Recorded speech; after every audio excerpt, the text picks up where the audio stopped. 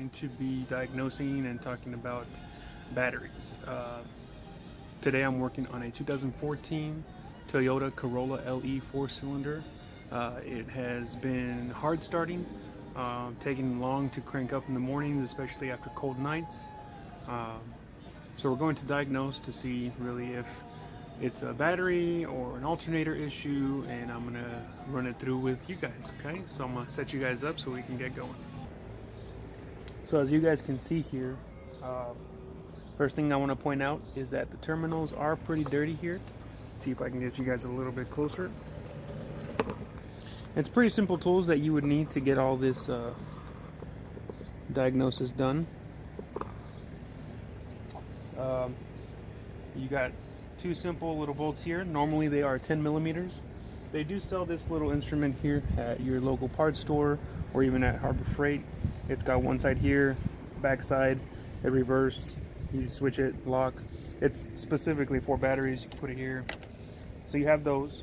You also have these other 10 little millimeter bolts that also can be used with this as well.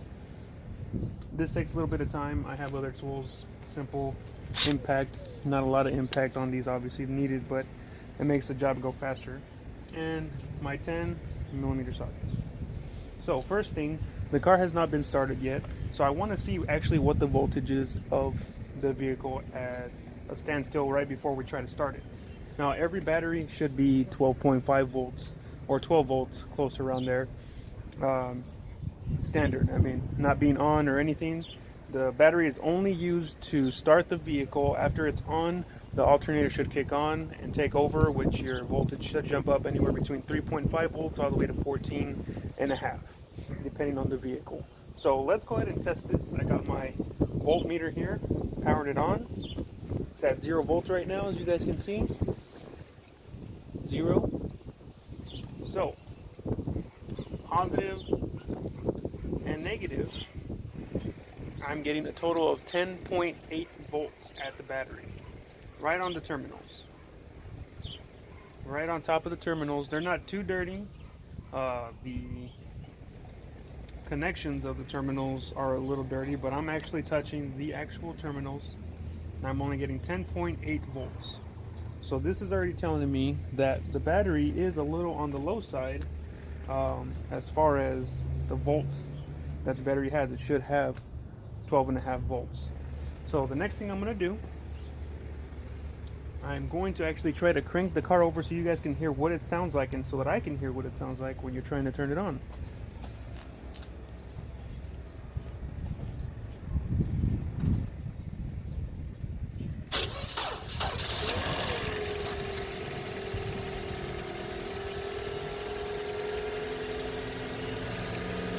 So as you guys could hear, there was a slight, more than a slight hesitation when it was first turning on.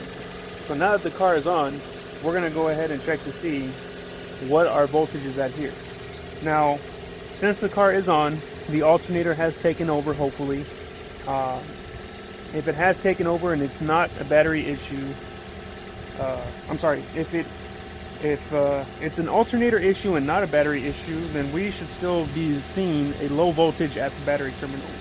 If the alternator has taken over and is working properly, the voltage should be jumping up.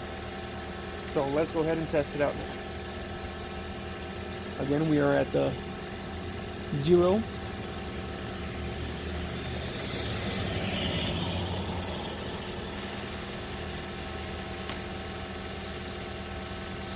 And now at the battery, we are at 14.5 volts.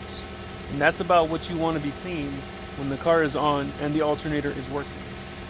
If I had seen 10.8 volts still at the terminals after the car was on, this would indicate to me that the alternator for some reason is not working.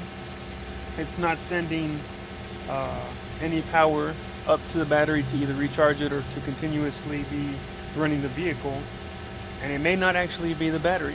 But in this case, since the alternator is working correctly, it is reading 14.5 volts at the battery now, and the battery read 10.8 volts. This leads me to believe that it's a battery. I'm going to shut the car off real quick.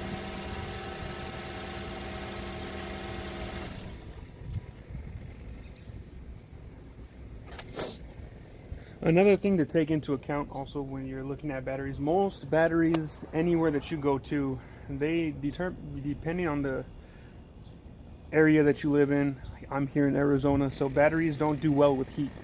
The lifespan of a battery here in Arizona is, it doesn't matter who makes the battery, it can be anywhere between a year and a half to 2 years. If you get 3 out of them, you're pretty lucky. Some people have gone a long time without having to change their battery out, and they either have their vehicle stored in an area where it's a lot cooler and not so hot. Most people have them outside. Heat is the biggest killer of batteries. So the other thing you can kind of take a look at is all batteries should come with a sticker of when it was made. Now this battery, I can see the sticker here. It has a sticker of October 2015. So that would make this battery a little over 3 years old. So I would say this battery has done its job pretty well. It was a very inexpensive battery just because I can tell the manufacturer, the make of the battery. This battery typically is only given with like a 1 year or 90-day warranty, something like that. So it lasted about 3.5 years. That's not too bad for a battery. So let's go ahead and get this changed out. Alright, so now that I have my gloves on, there is a lot of acid residue on here, and if you don't have some kind of hand protection, you know, your hands will either it'll start to eat away a little bit at your skin, and it'll get really rough and stuff like that. Also, eye protection is very important, because say you're handling something and it flicks up and it gets in your eye, that acid residue in your eye is not going to be very it's not going to be a good feeling. So I got my hands on, my gloves on. I always have my hands on, thank goodness. And I got glasses on already, so I'm not going to put any eye protection on, but if you don't have glasses, I would recommend definitely putting eye protection on. I have my little impact gun here, not anything special. I do like Milwaukee. They make some really good tools. I've had a lot of different ones, and this is my second Milwaukee impact. I really like them, so I'm just going to show you guys how easy it is to remove this battery. So 1, 2, 3, and 4. 1, 2, 3, and 4. So we'll take off this side first, loosen it up a little bit. I won't take it all the way off until I have this one off. I'm going to place this here so I know it's there. I can remove this by hand. As you guys can see, all this here is a lot of corrosion and buildup of a lot of years of not being cleaned. So we'll get to that a little bit later and how I clean it. So kind of put this off to the side so it doesn't come out of its place.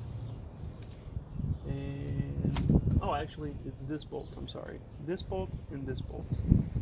So in this case, because this doesn't really fit there, I'm going to go ahead and use my little battery tool.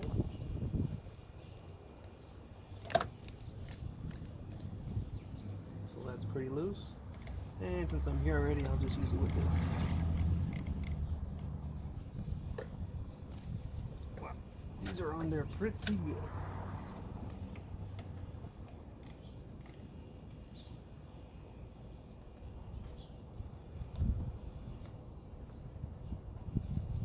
This one is off.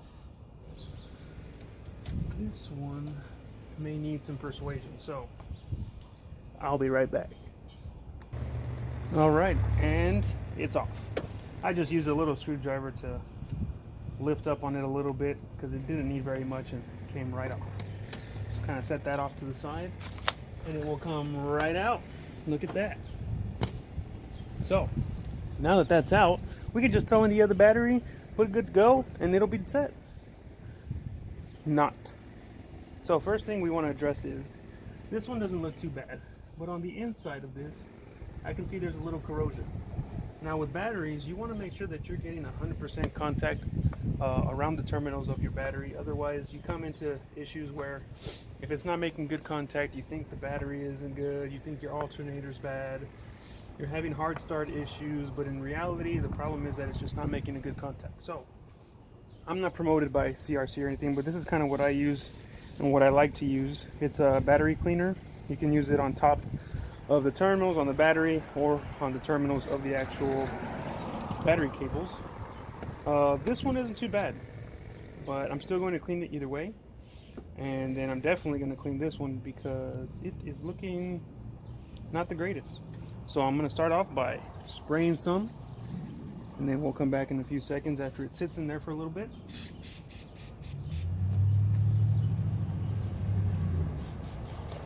And I'll show you guys how I clean mine.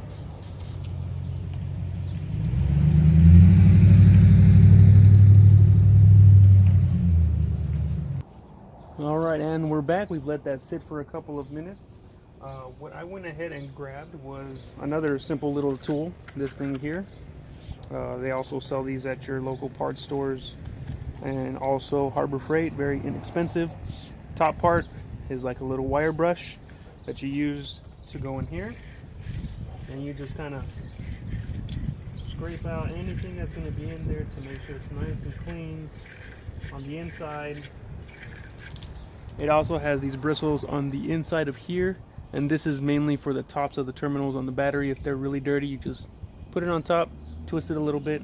However, we're using a brand new battery, and I actually already went ahead and cleaned the tops, even though you shouldn't really have to, but just in case, I went ahead and did so. I'm also going to clean this one here, which, like I said, was the one that was the most.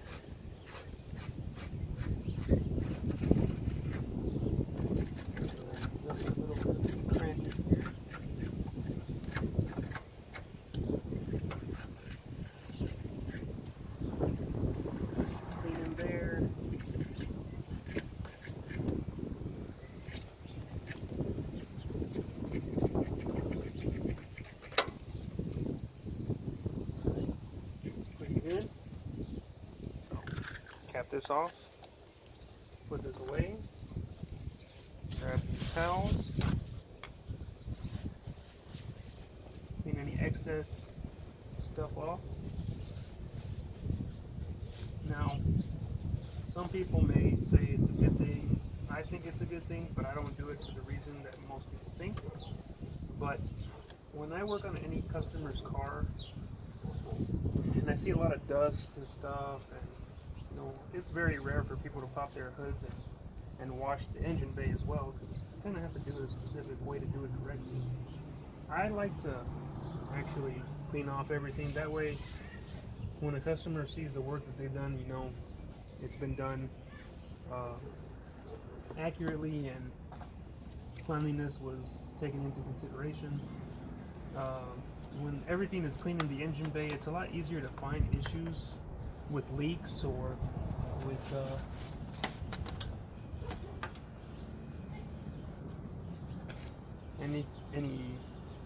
any kind of leak on the vehicle is more noticeable when everything is cleaner and you know what you're looking at. So stand by, I'm just gonna kind of clean this stuff off for a little bit.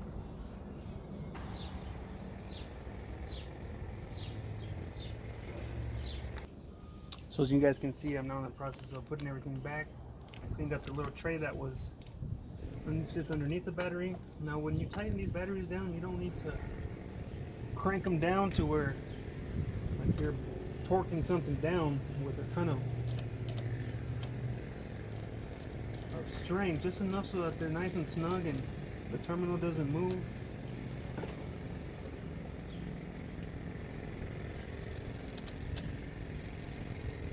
Because then if you over tighten it, you can break a lot of these, especially if they've had a lot of corrosion on them. If you break it, then you're looking at having to buy a whole new terminal. Back on.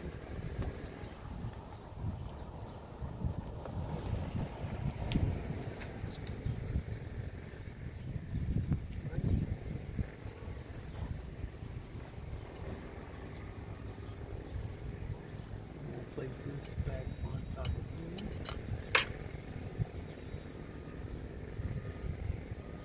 Got my little thing right here.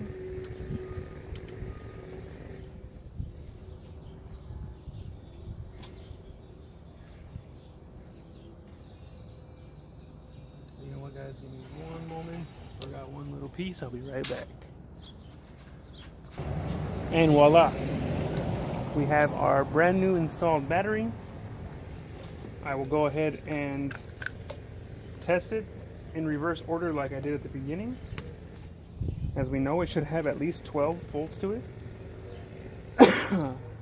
Power this on. It's at 0. Top of the terminal. Top of the terminal. I have 13.4 volts, which is kind of normal for a battery that hasn't been used yet. It just means it's nicely brand new and the cells are holding everything. So now we're going to start the vehicle, and we're going to see if it sounds any different when it starts to turn on. If there's still going to be that hesitation, or if it's going to fire right up. So here we go.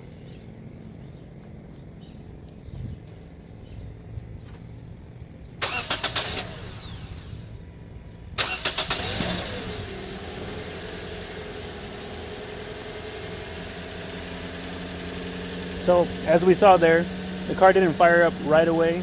One of the main reasons is because after you change out your battery, you shouldn't just go right into starting the car like I just did. It won't do any damage, but you have to give your computer time to turn on for the first time again after changing out a battery, prime your fuel pump and all that stuff. But there was no hesitation like there was previously on the other battery. You know, it fired right up. It would have fired right up if I would have clicked it over, you know, once or twice before having tried to start it. But you know, we'll turn it off and turn it back on so you guys can see how it normally would do.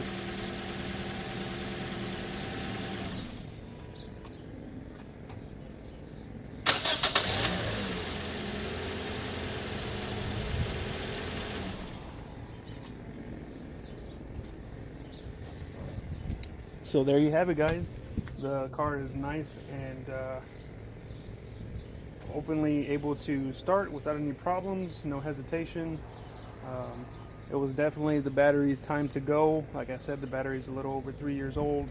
It did its due time, all the summers in the heat here in Arizona.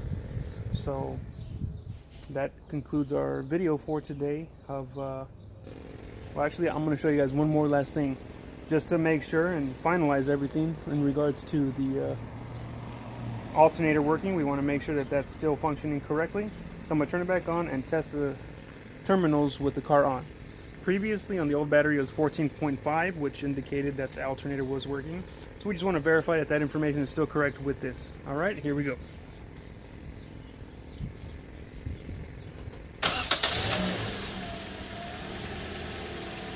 Alright, so car is on.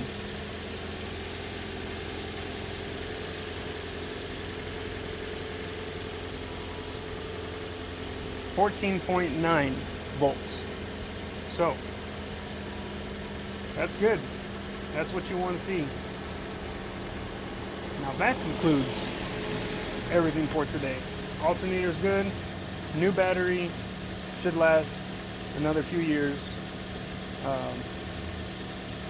If you guys have any other questions or concerns, even if you guys have general questions on your vehicle repairs, I may be able to answer for you.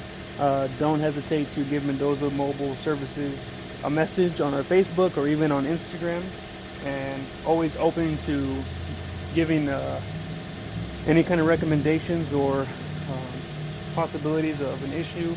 I can help try and diagnose something through messages. However, you know, it's a little difficult if you don't have the car in front of you, but I'll do my best to try and help as many people as I can. You guys have a good day and stay classy.